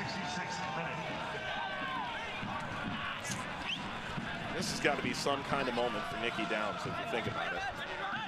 Professional soccer, not in his home state for his entire lifetime. Goes to Yale. His dad, Chris, was his coach.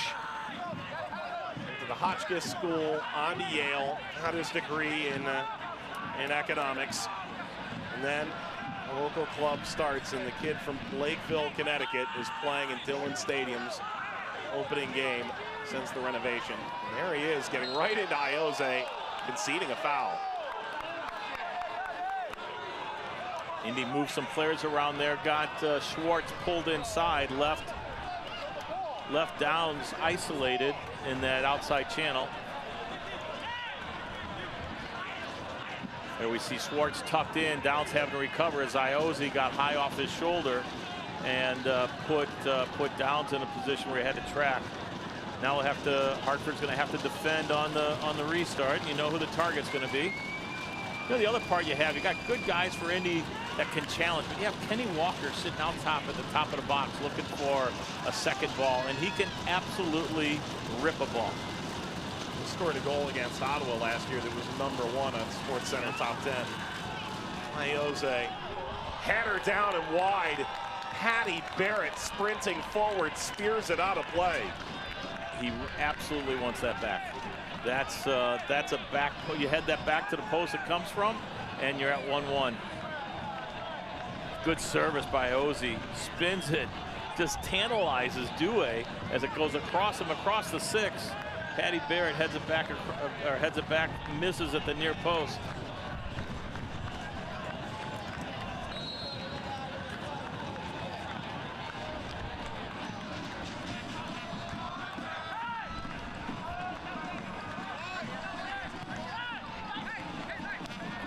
Hartford did get a draw in their official home opener at Rentschler Field. Looking for a win in their first at Dillon Stadium. What a shock that would be to the system of an Indy 11 side that hasn't lost in the league in quite some time. Their last loss was April the 28th against Red Bull 2. That's turned over horribly. Eni Voltsen. Offside flag raised on Dane Kelly as he trotted back into position.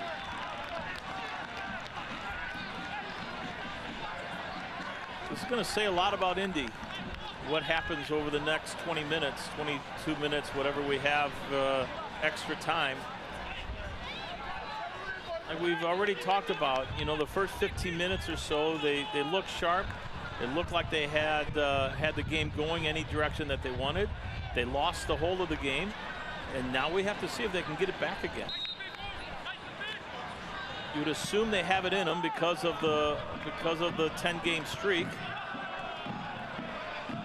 We haven't seen it all come together for them. A bad pass here, a missed opportunity there, and offsides here. They just can't seem to find the game all at the same time. Kelly went sliding into Schwartz, the Needham, Massachusetts native, and Nielsen is asking questions to the fourth official. How is Jimmy wearing dark colors today? He's got blonde hair.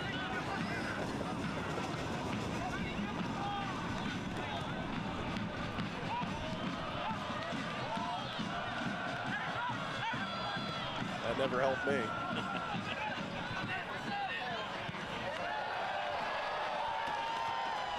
Swanson covering for Schwartz, who pinched up. Center back had to cover him behind. That's a party foul. That's first time at a new home kind of deal. Slowly move the balls down to the security man. Iose hurls service to the back post. Not away from Indy Voltson. It was Macaulay King coming in. I think Lee got the wrong end of this. That's the moment we spoke about Lee in the first half, where he wasn't sure about what was happening behind him. It's sort of a tenuous situation for the outside back to go and challenge on that header. And that's your worst fears realized. But you have to be courageous. You have to get up and challenge for that. Ball's headed back across the face there, and you are talking about one-to-one.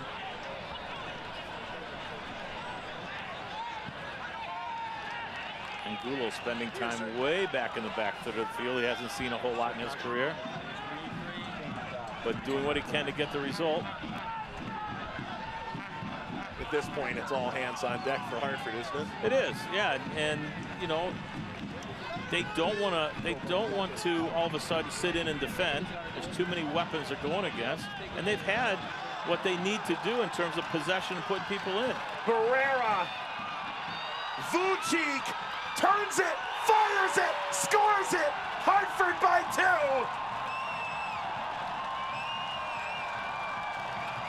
A former Indy 11 man putting a dagger to Indy 11. And 2 of Jimmy Nielsen's most trusted confidants of years past, giving him the most significant win of his Hartford tenure, if they can hold on.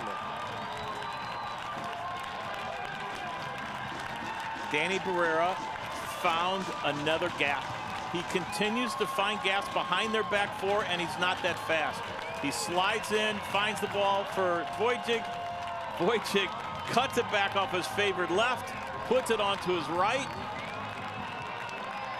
Side netting. 2-0 Hartford. Wojcik with a tremendous goal. Danny Barrera with a great run in behind to hold the ball up and slip it in for Wojcik. Well, we said it before, what's going to be the response?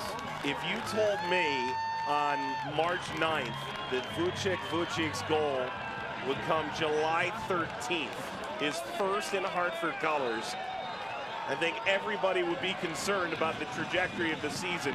Perhaps that's true, but he's on the board now. And a relief. Not just from him, but from the team. When the goal scored, I'm sure there was celebration in the corner from the subs and everybody on the bench because of going up 2-0. But I'm sure a lot of it was because Wojcik finally got the collar off his neck and finished the chance. Got his first goal of the year.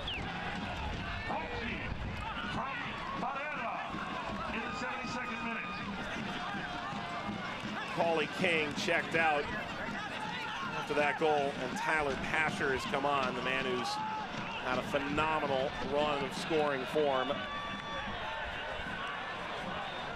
One wonders if it's too little, too late. Time will tell.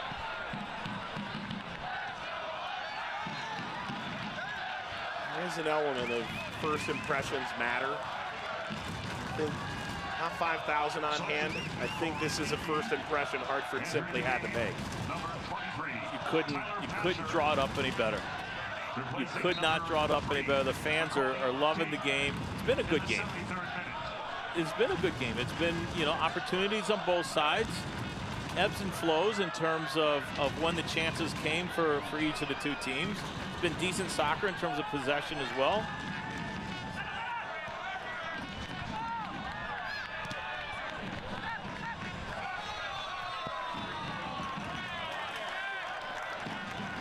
So we have what, Iose on the right, Pasher on the left. Indy Voltson and Illich underneath Dane Kelly.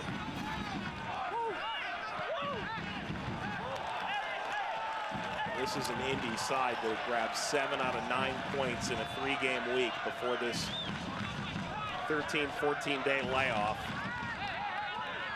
Boy, you know, and that's interesting. You know, I was thinking about that 2-week layoff. They probably needed it. When you throw 6 games in June and you have Open Cup games in there, I don't know when they had played, but you throw that in as well. But it also, it does allow you to heal. It does allow you to rest, but it also takes you away from your rhythm.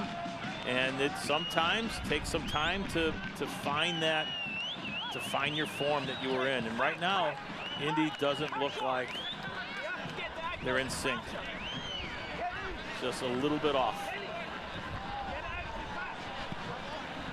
Kicked away. That was May 29th, their last Open Cup game. So you're talking 7 games in 30 to 35 days.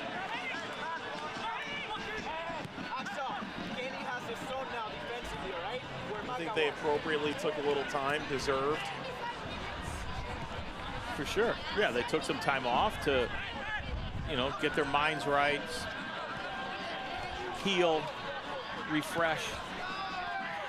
But there is a reacclimation period that that you go through to find your form. And when you're in that rhythm and you're in the form of where you were and you've won those games, you don't necessarily want to stop. Good ball in, Illick's feet.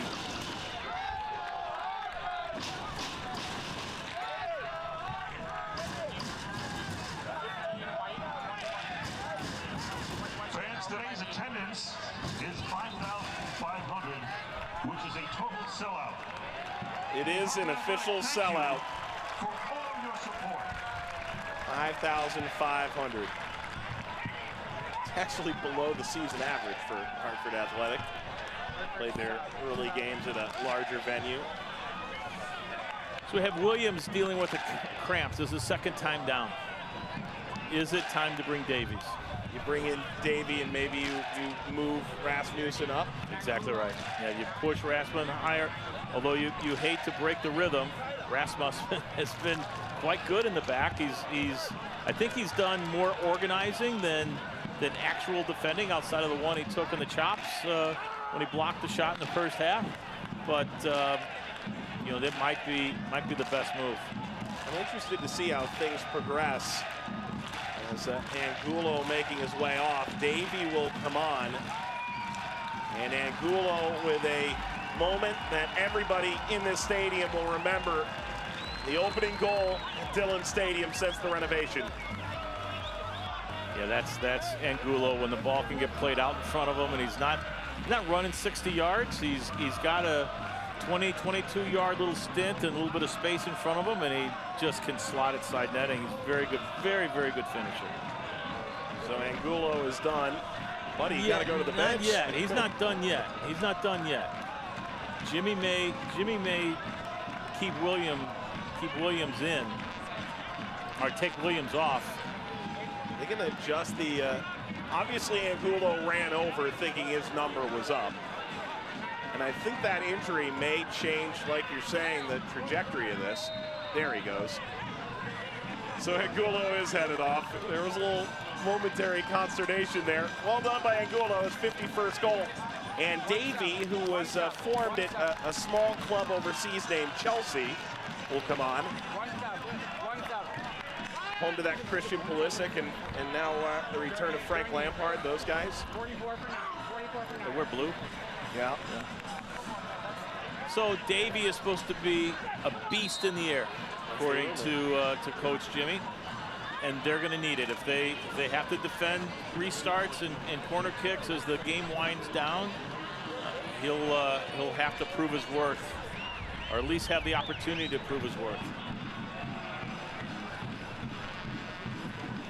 And this will be the last change. It's a short bench for Hartford tonight. Max Steves, the forward from Needham, Massachusetts, who played for the Boston Bolts, played for Providence College, makes his way in, though with a devastating hip injury last year. Been a useful piece both as a starter and off the bench. That's enough for Williams, who dealt with that injury. But luckily, everything kind of works out here, right? It does. I'd like to see how they line up. Jose speared out and lift it over. So essentially, you could argue that the subs were 2 minutes apart. Angulo for Steves, and essentially you bring in Davey for Williams and get the extra defender, and it's sort of the way it feels. We'll see. We'll see. It's still some question in my mind how I don't see Jimmy playing with 3 center backs. He's rarely done that over the last years.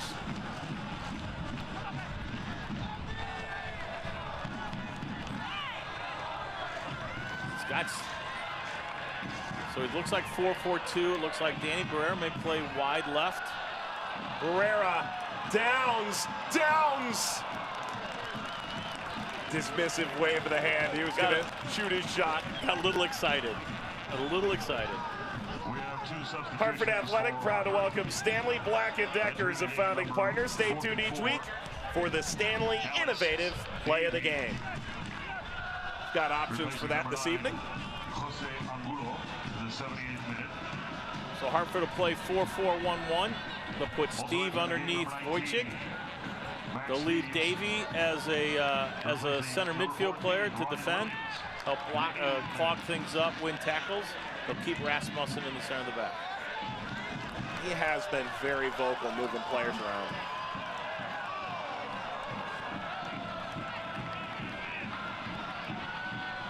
Davey. We see how Barrera's going to play as a wide guy. He's going to tuck in.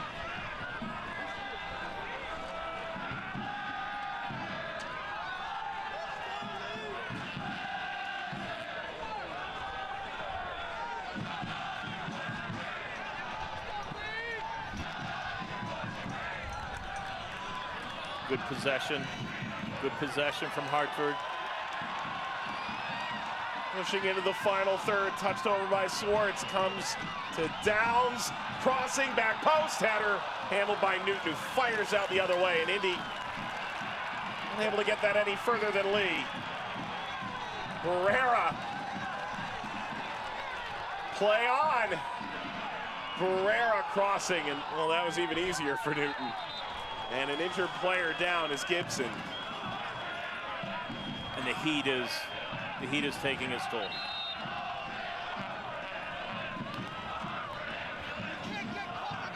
They have cramps.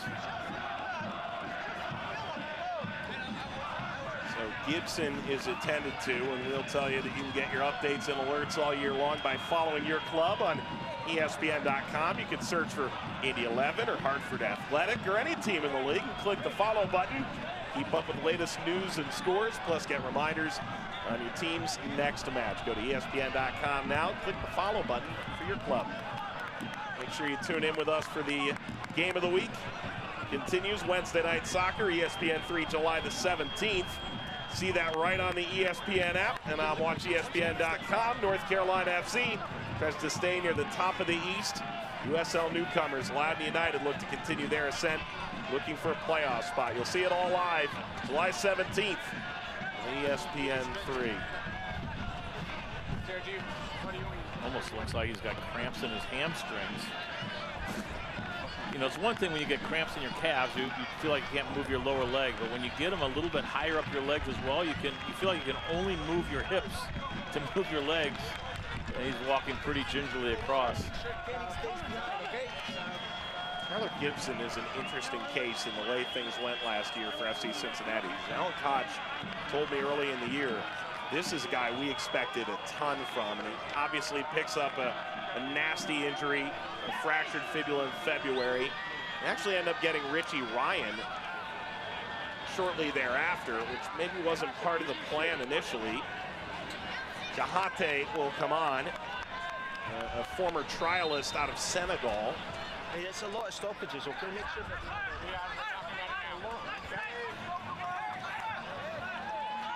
Yeah, you know, at this point, Martin Rennie is putting any attacking piece he can into the game. I'm sure that the game will get more direct from the Indy 11 side.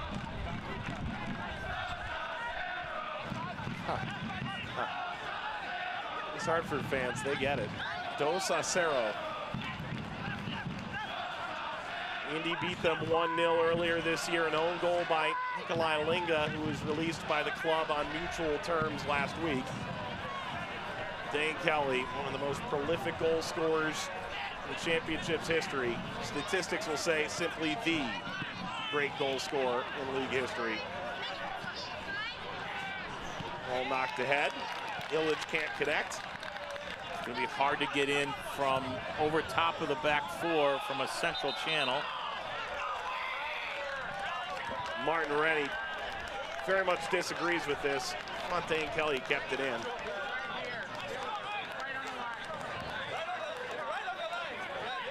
So it looks as though Dane Kelly is pushed wide into the outside channel. And Jahate playing more as the center forward. There's Martin Rennie. A really enjoyable guy to have a conversation with. Sharp-witted. Yeah. And intelligent. And very intelligent.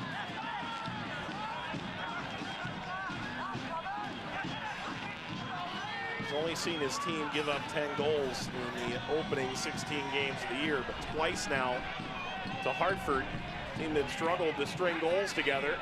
He only had 17 coming in. That was 14th in the East out of 18.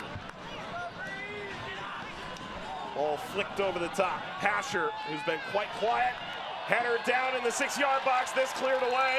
They're pointing to the penalty spot. It was a handball near the goal line.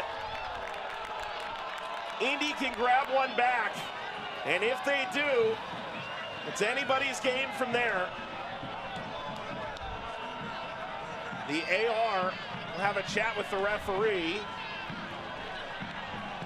I think the referee is going to continue on with this, and he's reminding everybody stoppage time, which will very much be in Indy's favor, is continuing to collect. Shocking turn of events here, Dale. And it's how many times you've seen Tyler Pasher through the course of the year play a 1-2 at the top of the box, get it back, and either score or provide service. Here's the 1-2, gets it back, provide service. Header, Dane Kelly gets on it.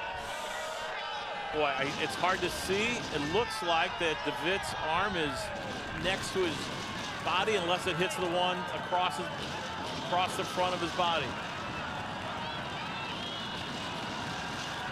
Iose. Chance here to grab one back. Iose has done that. And a hip check from Dewey. Indy 11 scores in the 88th. And it's a 1-goal game in the dying moments. Iose's committed to a position, doesn't change his mind, doesn't try to send the keeper one way, go another. He just picks his spot, rips it. But that's predictable because he's such a good ball striker. Good restart. His first goal of the season, and the tails are up right now on Indy 11. Hartford's going to be tested now. Their character's going to be tested. They feel like they've got maybe done in a little bit on the call. They had a 2-0 lead. Be interesting to see what kind of injury time we have. And Indy is going to throw everything at them but the kitchen sink. And I would imagine it's going to be sizable. Multiple players going down with what were apparent cramps. And Vucic brought down from behind, and a yellow card shown to Hackshaw.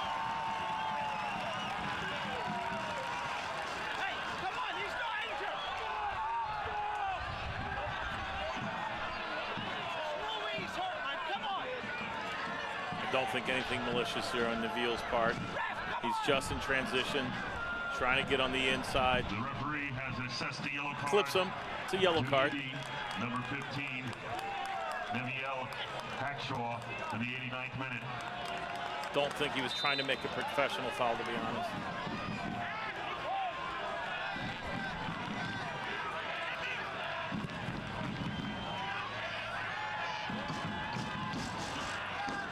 Get through Barrera.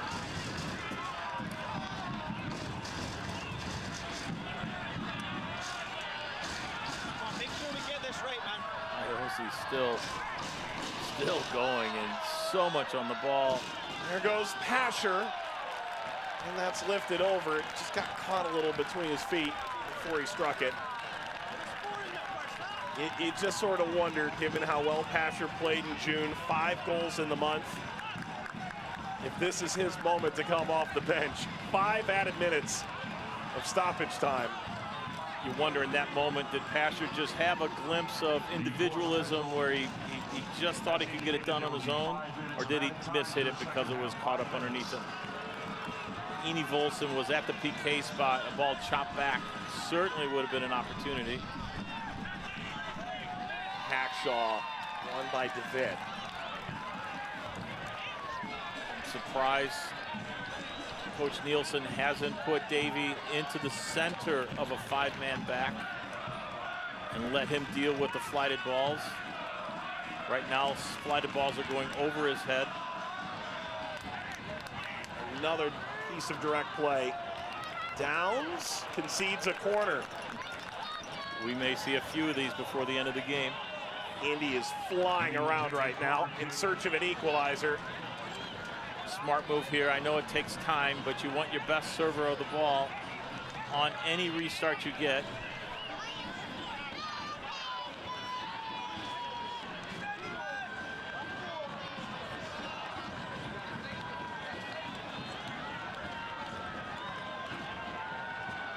Jose. Well, announcer's curse.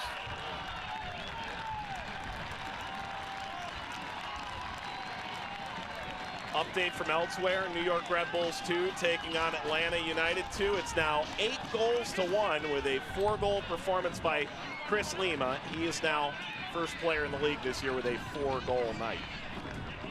You know, that could be a team that you have to consider every year. Coach Wolniak gets them there every year, even in an MLS2 situation. They're competing. Advantage played. It's a good play out for everybody.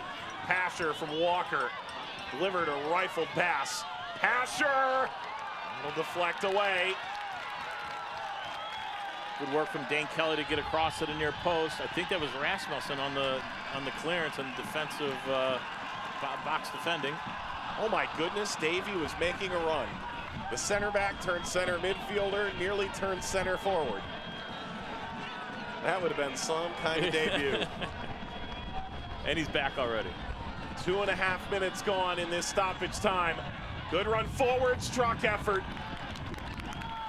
Karam's out, another Indy 11 corner. And Dale, I think announcer's curse aside, you don't expect the same service second time around from Jose. Agree. Hartford have to get their matchups right. They go short. Pasher, Jose, the back heel. Pasher, the cross. Got to beat the first defender.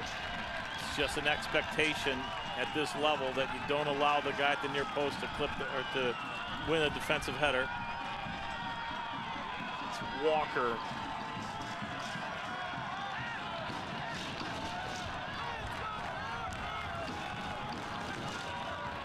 Pasher turned it over, looking to level things along the top of the 18. Can Hartford put a nail in Indy's coffin here? Jorgensen will move to the corner. He had no help. Credit to Jorgensen. He's had a good game on the defending side as well, and I question his ability to defend in there. Guerrera with an amazing bit of skill there. I did question that square ball. But an amazing amount of skill to deal with the ball out of the air under pressure and calmly slips it. Hartford showing confidence in that they're going to play possession over the full field. And Indy's tired. A lot of energy on a 90-degree day. They have conceded first so rarely this year. Right now they're feeling it. Downs, Connecticut native, knocked down Newton. It could have been icing on the cake. Indy granted another chance. He will think about that one forever.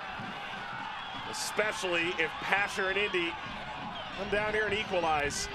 Lee stepping out, making it a bit more difficult. Jose's on the ball. Throw, Indy, and they do have a long throw on this roster. Downs had the whole back post to shoot at. When he sees the video again, he's going to kick himself. This might be the last chance of this game. Referee won't let it happen. Full time, Dillon Stadium. A perfect homecoming for Hartford Athletic. A 2-1 win. Boy, you don't see that very often. A long throw-in opportunity. A long throw-in opportunity. And the referee blows the whistle. Staggering. We're a little slow to take it. I think the referee ran out of patience. You're seeing the man of the match, Danny Barrera, his passing unlocking an Indy defense that had been ironclad all year. And his passing was brilliant. His transition was brilliant. But I really liked the fact that he was a calming factor for the team and that he wanted the ball at his feet. He didn't want to turn it into a game that was going to be racehorse up and down the field. And the last piece was just the quality of his balls in for goals. And here's a case in point as he slips the ball, perfectly weighted for Angulo to get onto. Angulo hits it in the first touch. He doesn't have to take a touch to deal with the ball or change the angle. Barrera puts it right in his path. Hartford Athletic proud to welcome Stanley Black & Decker. They're a founding partner, and you can stay tuned each week for that Stanley Innovative Play of the Game. We talked at the outset about this being one of those days where it feels like it's a new season. And Dillon Stadium providing the perfect backdrop tonight for Hartford Athletic. This is going to turn heads all around the championship. Indy had their chances, but it's Angulo and Vucic, Nielsen's old friends, Hartford's new heroes. Hartford 2, Indy 1. We'll wrap it up when we return.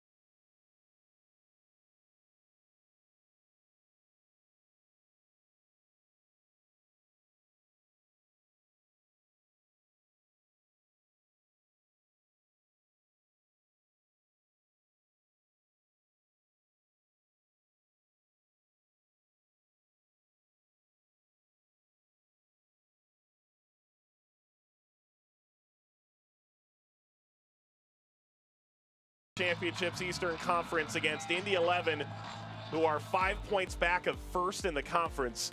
And this is a great performance to open up Dillon Stadium. Mike Watts, Dale Shilly. Dale, walk us through the highlights, including that early effort that looked like it would have been the best chance for Hartford to win this thing. Well, just Danny Barrera in the front third of the field. There he finds Alex Dixon off a switch. Here he puts Angulo in. Angulo doesn't have to take a controlling touch. He just is able to hit it first time because Barrera paces the ball so appropriately, and Angulo just slots it. He's done that 50 times. He's, go up 1-0, and Hartford and Danny Barrera are controlling the game. Then again, Wojcik squares, or Barrera squares up Wojcik. Wojcik takes it across his body, finishes at the back post.